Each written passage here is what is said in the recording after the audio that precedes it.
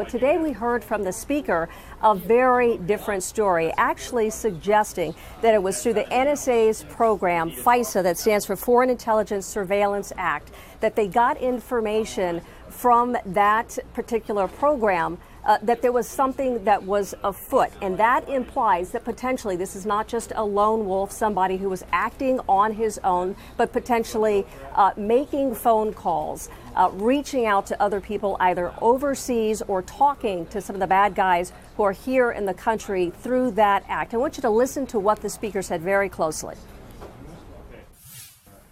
The first thing that strikes me is that we would have never known about this had it not been for the FISA program and our ability to collect information on people who pose an imminent threat.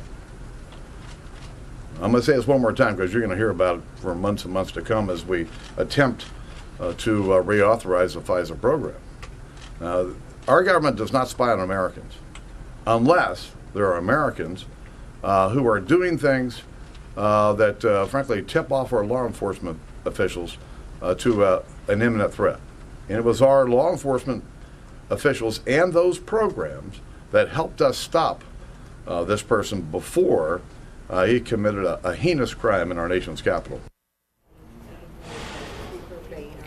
So, Brooke, what we're listening to, what we're hearing here is this suggestion that this is an individual that the FBI or the NSA was aware of, that they were potentially looking at or listening to over a period of time. He had said that FISA, they're trying to reauthorize that act, very controversial, came under fire under President Bush, previous President Bush.